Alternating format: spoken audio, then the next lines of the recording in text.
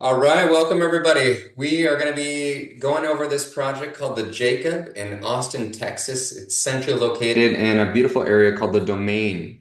You're going to see there's a lot of great opportunities with this asset, and excited to partner together with a very experienced operator developer to bring this. So, a quick disclaimer on this first. This is going to be going over some forward-looking information. Any information that we discuss here is going to maybe say should, anticipate, expect, and of course, this is things looking into the future. So we will not know the future, but definitely encourage you to go back, read through the disclaimers, financial disclaimers, along with there will be investor documents as well. So this will be available after the presentation. This will be sent out. And if you have any questions along the way, please type it into the chat. We will address them at the end. And so without further ado, let's get started. So what are we looking at here? There's a plot of land that we have in Austin, Texas, and going to build a beautiful luxury high rise. So this is 28-story, 292 units. Again, we are not the developers, but able to partner up with a developer who has delivered over 17,000 units and has a tremendous amount of experience. You're going to see more about that later on, but just high-level snapshot. Total project cost about 174 million. Equity required on this deal is approximately 70 million. Typical check size for a lot of these investors is 5 million. We're creating a fund where we can conglomerate or put those funds together and be able to bring this to you. And so we're excited to do that. Expected cash flow is about 5% after the refinance. Of course, this is a ground up development. So you have a plot of land right now. A lot of horizontal site works are done, completed, and so really getting ready to go vertical. Projected investor return is looking at 100%. Total with a IRR is about 16%. With the refinance included would bring up to 20%. Annual preferred return. So starting from day one, this is going to be a 10% return that's accrued. And then beyond that is going to be a 70-30 investor split, investor sponsor split. So projects called the Jacob. It is in the Domain district. Very high income demographics. Average household income is 170,000. Proximity to high tech employers. Very upscale live work play, and you're going to see some more of that later on. You know, just gorgeous walkable shops like Louis Vuitton and Chanel and some other stores. Very reliable developer and builder. So ranked number 4 for Austin's biggest developer, multi-generational, over 50 years experience, proven success of over 17,000 units. So it's an iconic landmark luxury high rise, and they were able to get this land already off market. So it was previously under contract around 25 million, fell out. They were able to purchase it for 15. The appraised value today that you're going to see is just over 25. So we covered some of that. The GP investment are making 10 million into the actual asset itself.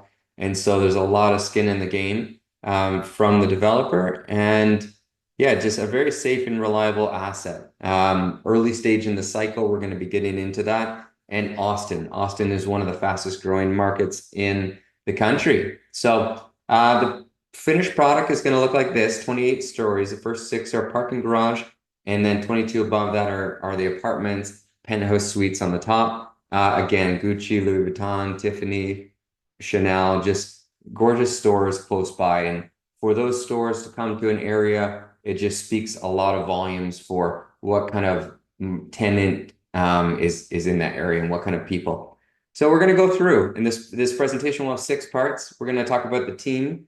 We're going to get into the market updates, you know, what's happening in overall market and Austin market, look at the actual specific property, into the investment, financial analysis, and some next steps. So who's involved in this project? Again, glad to be partnering with my partner Albert here. Successfully acquired approximately 3,000. I think that's actually probably closer to 4,000 now, units in Texas and other states. And so really, it's kind of us conglomerate able to team up with an experienced business partnership group. And so Clark Wilson is the founder and really kind of the senior experienced developer going back from the 1970s. And if you can imagine what Austin looked like in the 1970s, he's had a large hand in a lot of the development and the projects that you'll see. Taylor is his son, and just a young, good, aspiring gentleman, a lot of experience, kind of grew up with this. Son is his English name, and he is the founder and principal with Wilson Capital, experience with raising over 700 million in equity. And so great, very grateful to be working and partnering with Wilson Capital. So cover some of these high notes, over $4.1 billion in total assets that they've delivered, built and developed over 15 luxury high rises. Most recently, one that is actually under construction, anticipated for completion shortly, you'll see, is a 55-story in downtown.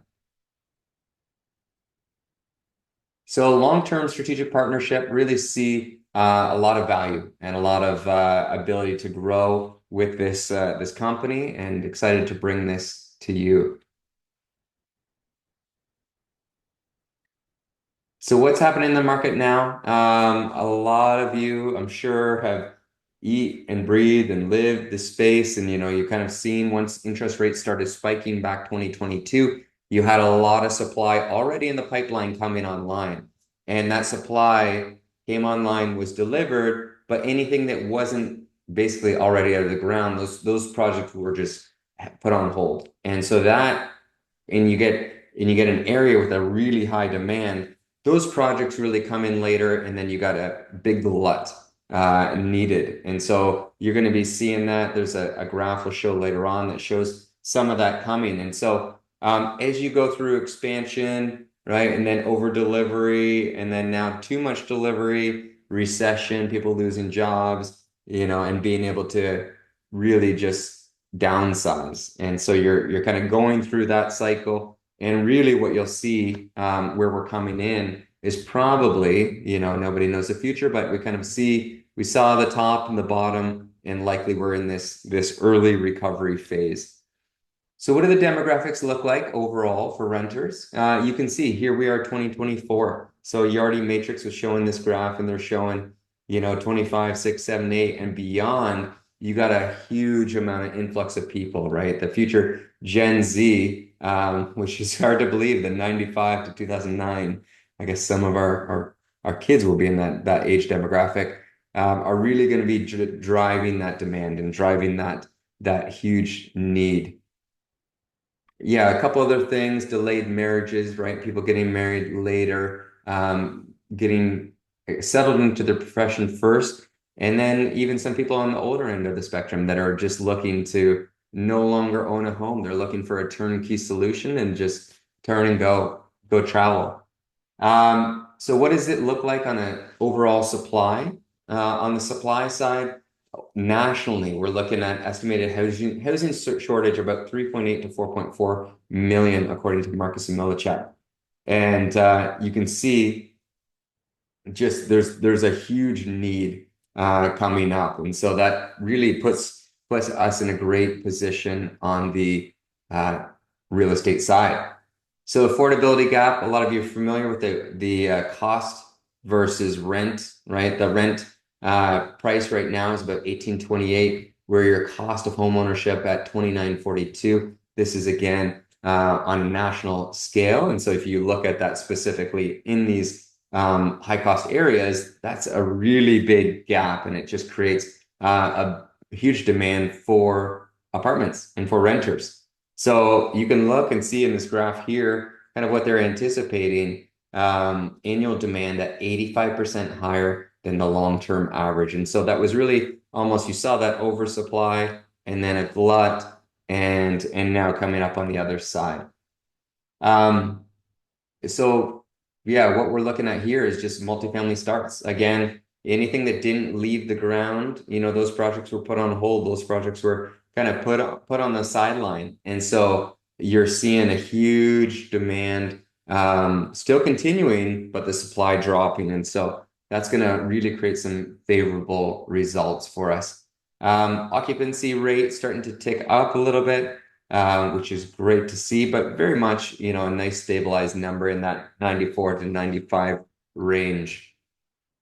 Rent growth, with the supply, the demand, you're going to see that rent growth returning. And so, 2022, 23, really with a lot of pain in the system. And now with some rate cuts already happening, you're going to see that rent growth picking up. So what do we love? Let's bring it all together. We love the strong demographics, the housing shortage, good affordability gap. There's, once you get close to, hey, if it's cheaper to buy a home or you're right on the edge, why bother renting, But now that's such a big gap that it pushes people back into the renter pool. Supply is expected to fall, right? We talked about that, and demand's at the historical high. So we love seeing those things and the occupancy increasing up. So really, we believe we're kind of right in this space here. Early stages of the recovery phase, which is a fantastic time to be launching a project and being able to get out of the ground, and kind of by the time it's hitting the market, you're further along in this curve. So when we look at new construction numbers have dropped, starts are down 40% year over year. And so you're just really seeing that strong demand. And so this presentation it is being recorded and it will be available afterwards. What is capital? You can see here overall dry powder, your capital that's just kind of been waiting on the sidelines, waiting for real estate deals, waiting for some distress, waiting for where are those opportunities. And so you can see, even back early, last decade, you saw a lot less cash kind of waiting on the sidelines, where now, it's almost at all-time high, ready and waiting for these opportunities. And so whether it's Warren Buffett or some of these other big institutional players, a lot of capital waiting for these opportunities. So that was a lot about the market. We really see a lot of opportunities in the overall market, but specifically getting into the domain, which is you're kind of nestled right in here. You can see a lot of headquarters, a lot of growth happening in this area. This is really a lot of the fundamentals that you want to see. You want to see these high-end jobs at Amazon, WeWork, C-suite jobs, Amazon, Meta, Project, some of these huge companies developing, leasing up offices, and you can see that now, right? You can see 70 of these proposed offices totaling 2.5 million square feet currently being developed. And so this domain area, we'll talk about it. And we're going to get into it more specifically, which is the surrounding area for this project, just in a fantastic, fantastic location. So you can see some of the shops nearby, for Tiffany, Louis, Chanel, and Gucci for them to be doing their market surveys for where to put locations. They're not going to be putting locations unless they see a really affluent demographic base. So that's really that live, work, play. It's kind of that young 30s, mid 30s, kind of some of your C-suite executives that are living in this space. And that's average income about 170,000, very much to the kind of luxury tenant demographic. Q2 Stadium, this is like 0.3 miles. You're going to see a map later on shortly, just walking distance to the stadium. So this will be pretty cool. Major League Soccer's Austin's FC plays here. This opened in 2021. Again, you can see sold out every season. And so it's just a big driver to this area. Again, 0.3 miles away. And right along, you can see this nice corridor. So here, hop on the rail and you have access to your Oracle, a lot of headquarters all the way from Round Rock and throughout the city. Apple campus, of course, the Tesla Gigafactory, Samsung campus, IBM.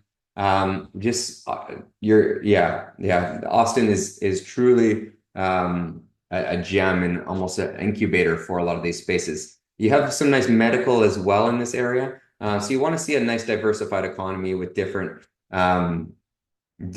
job bases, right? Different companies, different sectors. And so if one goes slow, oil and gas goes slow, now you're picking up in different facilities. So you really do see that here in Austin. Again, that 170K, and it gives a really nice income to rent ratio. As a multifamily owner, you want to see that. You want to see your tenants can afford the rents. And with a lot of these employers of Northwest Austin, Amazon, Apple, IBM, Dell, Visa, PayPal, Expedia. That's really a lot of these executive style jobs here. University of Austin recently ranked number 7 in the top public universities. It's an Ivy League school and has a lot of this talent kind of coming out of this school for feeding jobs in the area, right? And that really is a big attractor for that too. Overall, you can see the Austin market about 2.7 population growth, number of households increasing, businesses, and what the median household sales price and the median household income. And so really a good driver. You can see 4-year total change, about 7.5%. So in the top kind of metros in the nation, you can see, really in your Sun Belt, you're wrapping from Phoenix, going through Houston, Dallas, Austin, that Texas Triangle, Atlanta, Charlotte, and Raleigh. So that's really when you're looking at an area, when you're looking at where to invest, you're looking at where do you want to buy, those are really strong demographics that you want to focus on. So the rental demand, again, you can see this, kind of Austin topping the charts for the top rental demand in the history. And again, this was Marcus and Millichap, what they're showing here. Supply expected to fall drastically. So we talked about that with a lot of product coming on the pipeline and really anything that wasn't out of the ground stopping. And so you still got that demand continuing here, you can see, but you don't have that product. And so that's a great thing. And you see occupancies kind of rising. Again, the property overview, it's in the Domain area on the corner of Breaker Lane and located in, the Domain right near that Q2 stadium. So it's 292 units. There is some capacity for additional units. That is what they're looking at right now. Expected build in that 2028. I should double check on that. I want to make sure. Yeah, Q1, maybe late that year before, but in that, you're going to be ready to lease up, start leasing in that end of 2027, early 2028. Unit mix, what we're looking at is a lot of 1s and 2s, some 3s, really on your penthouse suites, but really a lot of 1-bedroom and 2-bedroom, which is kind of, if you think of it in that young affluent demographic that's going to be working there. So you can see here kind of a bird's eye view of the plan, the lobby, some of the sample kitchens.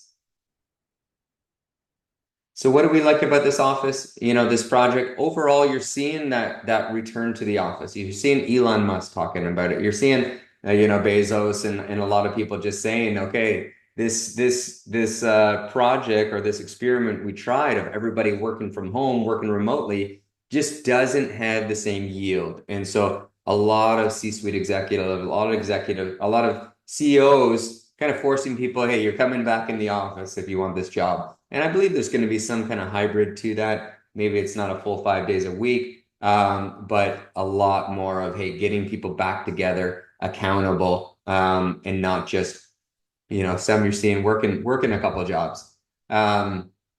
And so you could see that from Amazon, Dell, Meta, right? What that looks like hybrid. A lot of these, Google, BlackRock, Goldman Sachs, JP Morgan, that return to office trend.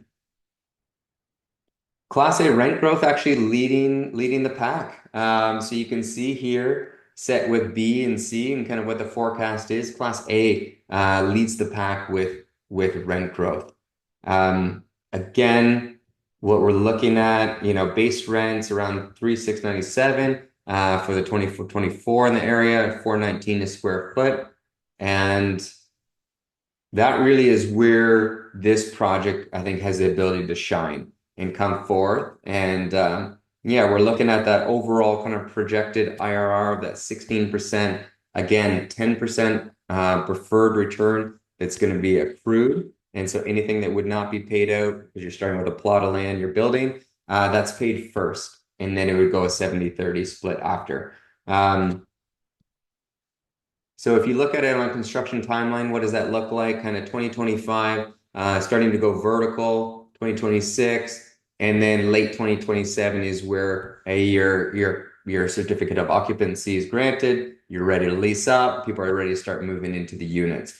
In 2028, so year 4, then in year 5, really a refinance to permanent loan, and then selling kind of 2023. And so we're here at the end of 2024. Happy Thanksgiving here as we broach and get around the corner. But yeah, just finishing the year off and then really taking this to 2030 is the projected timeline for the project. And Wilson Capital, again, you can see some of the other projects that they've done. Beautiful 55-story, 423. This one estimated completion 2026. One of the tallest buildings in Austin. The Standard is another one at 290 units, 17-story, $150 million project projected value, and that was completed 2020. Sky House in Houston, 338, projected value or project value 67 million, 25 stories. And you can see Harbor Point, the Mark, and so just a very experienced developer, and again grateful for the partnership. As is, so the land appraisal for this project, again, they picked it up for 15, value today estimated at 24.9. And you can see here, this is another page from the appraisal report, kind of what they're forecasting for 2024, 93.5. So still pretty solid on the occupancy, and then growing really. And that's really that lack of supply, huge demand still continuing. And this is what CBRE is anticipating kind of for occupancy demand for this specific area. So that's where we're looking here and really kind of putting our investors first. Okay, so we're looking at the 70 million is total equity, kind of what we're anticipating. The GP LP, so it would be 10% accrued, and then it would be a 70-30 split on top of that. And so you can see kind of what that stack looks like. And so here, this is where we would fit right in this category on this method too. And it really puts our investors first, and it gives our kind of less really for the GP, but more for the investor. So that's something that we love to bring this opportunity to you. So both key players are GPs in the deal. Wilson Capital as a developer and builder, Oak Real Estate Investment as asset manager. So we have full transparency through the whole thing. Favorable preferred return calculation. And so GP profit is split after investor gets their preferred return, and that's what you're seeing on that previous slide. And the team has significant skin in the game, $10 million in equity. So that's really aligns a lot of win-win situation for us all. So $12.8 million is contingency, about 7.35 of the project cost. Again, it's 174 million is the project cost for development, construction, design, closing, everything else. And then an exit cap of 4% is what we're anticipating for this really an A-plus asset. The Jacob, kind of where does it compare against others? So you can see here is the Jacob, and this again, the residence at 6G, kind of topping the charts in Austin. And so really comparable, kind of where we're anticipating rents to be, where the other competing properties are. And then fast forward that to end of 2027, early 2028, I think that puts us in a very good position. And you could see that unit mix kind of ones and twos. And so the 2-bedroom really a lot of room still for that. And so this is the forecast, kind of what we're anticipating, base rent around 4701 and some of the competing properties. And remember, ours is going to be 2028. here you can see 2024, 2020, 2016. 3 bedrooms. Yeah, again, kind of 9,084, and then some of the competing properties in the penthouse suites. Construction cost breakdown. So this is a construction project. I'm not going to go through this line by line, but again, this will be available after presentation slide deck. And so you can see kind of the construction cost breakdown and where that 174,000 is made up. And here's some just sensitivity caps. Okay, what happens at various cap rates? And you can kind of see returns ranging in that 72 to 139% returns. In the rental income sensitivity, you can see, okay, what happens if rents, drop 3%, 5%, 8%, even 10%, you're still looking at a very strong return. And then, of course, it can go up the other side too and see a strong return there. Construction cost sensitivity. Here you can see the base and kind of swing as well. Okay, what if costs, kind of really spike during this time versus, okay, if it goes up the other side. So the loan amount, construction loan anticipated at 7% construction loan, 60% LTC, 104.4 loan amount. And on a refinance, what that looks like is somewhere around 6%, is kind of what was budgeted. Rates today around 5.5. Of course, this would be looking at towards 2020, early 2028, end of 2027. And so looking at some of those costs, you're seeing, some buffer in there, which is good to see. So again, loan to value. So loan to cost 60%, loan to value at 45%. And so this developer is very just cautious and sensitive in the team of making sure not getting too much leverage. And so with that, you're seeing just more of a conservative approach. Again, if you look at the LTV versus industry standard, 45 versus 65 to 75, the debt service coverage ratio, 1.5, which is very strong for a project going in, versus industry 1.1 to 1.25, and debt yield at 9 versus the standard at 6. So very conservative. And again, this project right now, as of the time of this recording, we're about 90% subscribed. And so that really is a lot of these bigger checks, along with some of the fun that we've created. And so on the investor side, that is $5 million is typically what's required to invest in a project like this to get a 10% return with a 70-30 after that.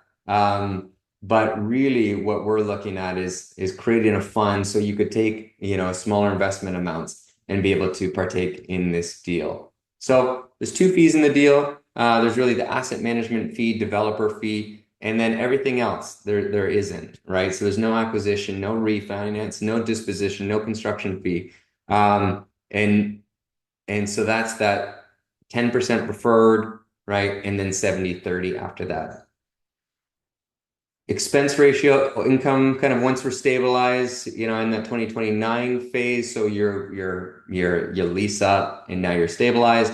Income projected around 14.4 million, expenses around 4.6, and so a very healthy net operating income at 9.8. Debt service around 6.2, and so cash flow anticipated about 3.5. So in closing, kind of to recap as we get close to the end, what do we love? We love the location, right? Location, location, location. It's something you hear all the time. Austin's tech corridor, really this high affluent demographic that's here. A lot of jobs, a lot of people moving here, a lot of headquarters, just an incubator for success. And so high income renters, looking at that four times income to rent ratio. My gosh, I wish a bunch of my other properties had that ratios that high. Really to be able to partake and to be part of something iconic, a luxury landmark. Very experienced developer and builder. Favorable preferred returns. You're looking at that 10% accrued with that 70-30, 12.8 million contingency fund, and then the 10 million invested by the GPs off market. And so you're already looking at $10 million built in with the profit from the land, and then early stage in the recycle in the recovery cycle. And so fast forward, a few years, now you're at end of 2027, early 2028, when you're in a right healthy, robust, high demand pocket. So yeah, we love for you to take part of this. I will be sending out a link for the investor portal as well. Reach out to me if you do not get that. Again, investment amount minimum 100,000. We are looking at total project costs at 174, 5% annual cash on cash after refinance. And remember, it's going to be a 10% deferred return. That's all going to be accrued. So whatever is not paid is going to be accrued and then paid at the back end before the 70-30 split. So projected IRR around 16%. With the refinance, that brings it up to 20. And yeah, just healthy, very healthy return. So we'll conclude the presentation here.